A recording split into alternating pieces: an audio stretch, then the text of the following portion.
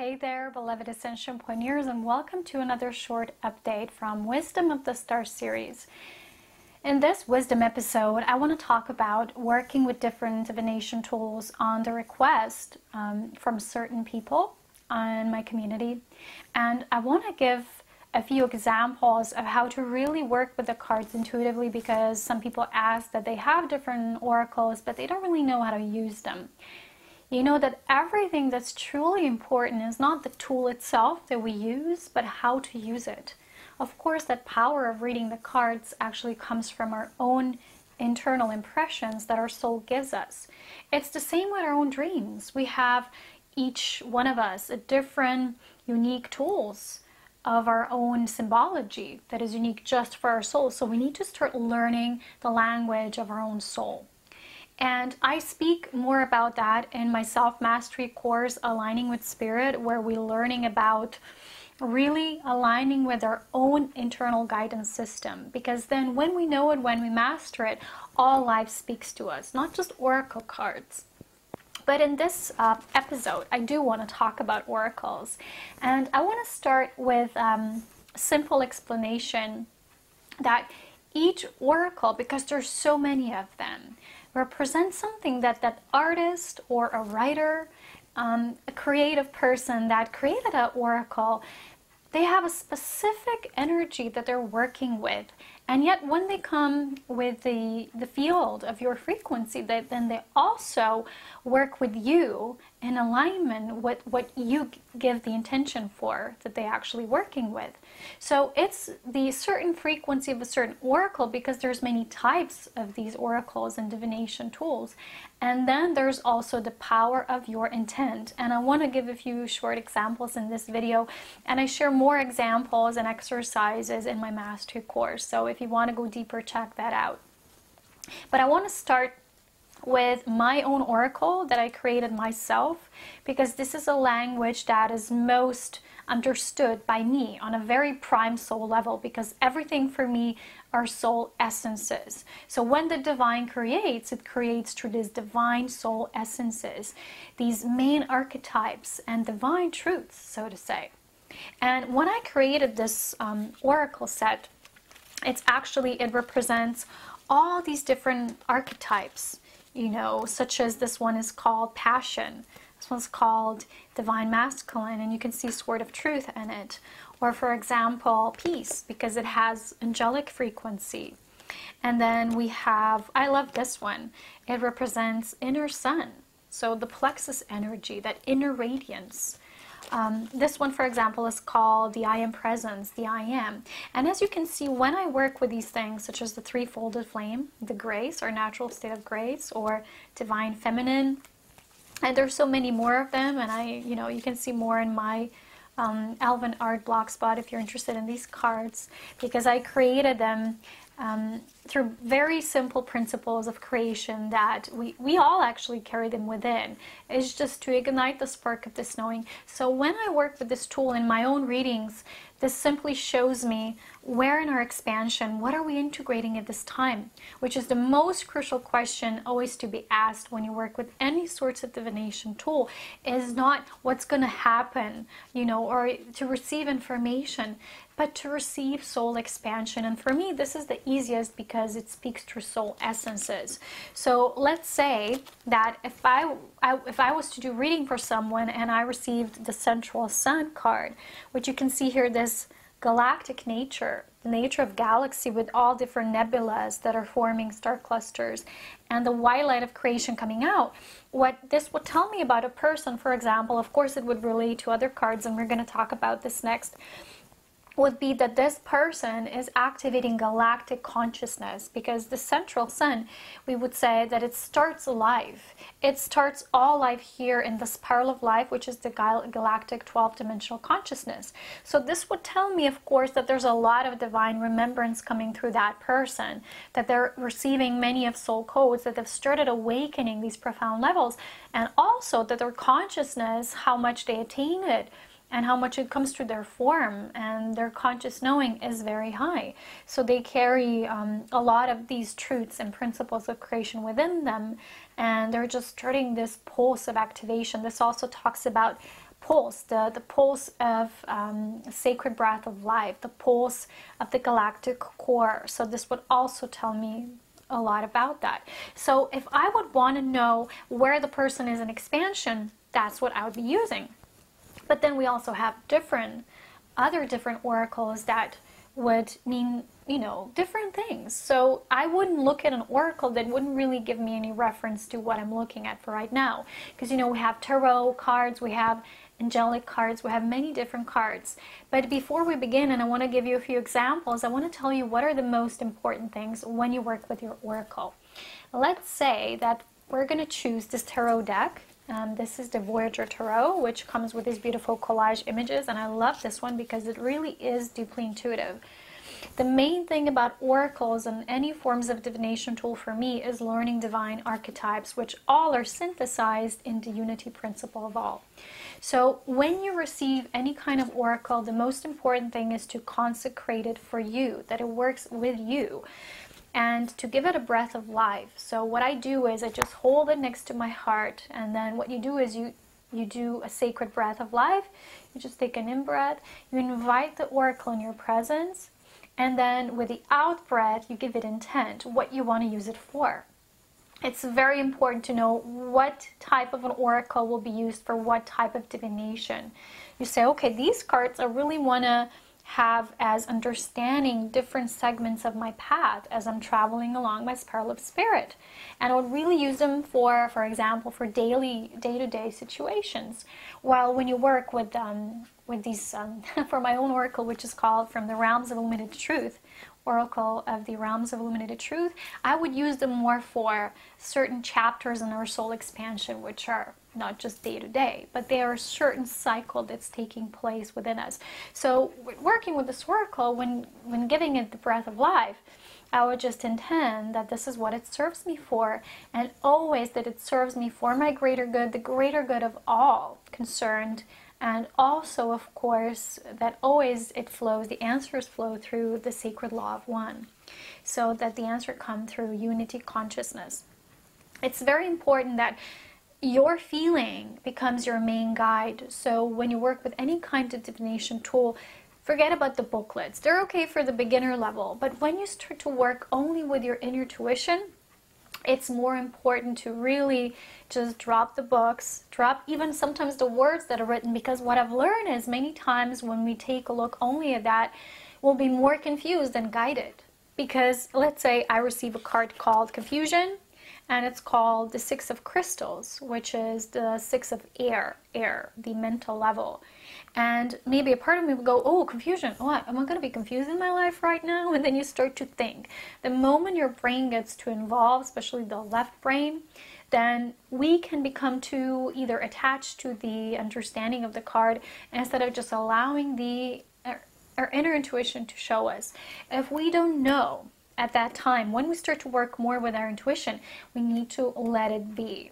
And knowing that we don't need to know in order to be guided. So let's say that the card itself is already serving as an activation. So looking at its image, what am I feeling? What am I seeing? And what is that triggering within me at this time? Tomorrow I might pull a different card. And I've shifted so much that, wow, there's another set of energies coming through, or if I didn't, the card will be repetitive. It's very important to stay observant for repetitive messages. The next chapter that when you surpass this beginner level is, of course, doing readings, not just past, present, future, because you know they're one, but how the energies add up together. So this is what the advanced tarot readers do, is they take the conglomerate of all the energies and how they relate to each other. You know, almost like in astrology, you can have certain individual aspects, but then how do they relate and respond to each other? That's important. So this is when you really start to work with your intuition and setting it, the intention, what it really is going to be for you personally. That's why when you receive an oracle, start to be acquainted with every card, you know, and see, wow, crystals for me mean this, or I don't know, certain symbols for me mean this. And then the more you start to notice the energy patterns, because that's what true readings are about, is to learn to notice the energetic patterns. When I do readings myself, I always have 100% resonance from people because my readings are very simple. They take you back to the self. They don't give you lots of external information because in truth, that's not what we're really seeking. We are seeking alignment. Once we know what we're aligned with, who we are at our core true level, then all the other knowledge comes along. It's just very natural. So usually when I lay out cards, they're all either of the same color resonance, they all have same symbols, they're always perfectly aligned. And when I see that, it's the feeling that is before the words start speak to me is the feeling level. So when we start to work with any other divination tool, it's always feeling beyond anything else. The mind can get plugged in later and start to think, well, what is this supposed to mean? What is it right about it in the booklet? So when we start to do completely intuitive work, more advanced work with our cards is knowing how to combine them and how to really learn to read the symbols from our own soul. Maybe for somebody, seeing a certain symbol would mean something, but for another person, it will mean something else, which is perfect. So let's say I receive these 3 different cards. The first one is 10 of crystals. It's called Delusion. The second one is 10 of wands, and it says growth, and there's a white rose in the middle. And the last one is logic, which is 4 of crystals. And what I do here in the advanced is, at the advanced level, is see all of them together. First thing that I would see is what's the main energy. So crystal, wands, crystal. So it's mainly the air element. In the middle I have the fire element, which is the wands. And then I can also see when we work with tarot, do I have more major arcana cards? Do I have minor arcana cards? What's the energy? Are there any repetitive symbols that I'm noticing here? Which when I look at these 3 cards is I see here a sparkling diamond, I see a white rose, and again this quadrant white sparkly diamond here. So there is a fine line. So the first thing, usually how your intuition guides you is it looks at the energy patterns. So these are the things you notice first and like, wow, there's something white here. What does it mean for me? It's very important to first, before researching further, to know what does it mean for you? How is this attuned for you? And then looking more towards the images, but how you from within feel about those images. A lot of times people say, we don't like more darker tarot because it brings out the shadow element. Maybe it means you're denying certain shadow aspects. When you can see all the images, even the words such as delusion, or anything like that, you would say, wow, that's not a nice word for me. Why is it not nice? Why can it not be neutral? Working with oracles, it's very important in working with absorbing and integrating all the shadow, the things that maybe are new to us, the unknown, the mystical. And this is why they can come in handy for those people who like to work with symbology, who like to notice divine patterns. Usually how I receive guidance is not even through oracles, is I can notice these repetitive signs and energy patterns outside in nature. I can work with them at different levels.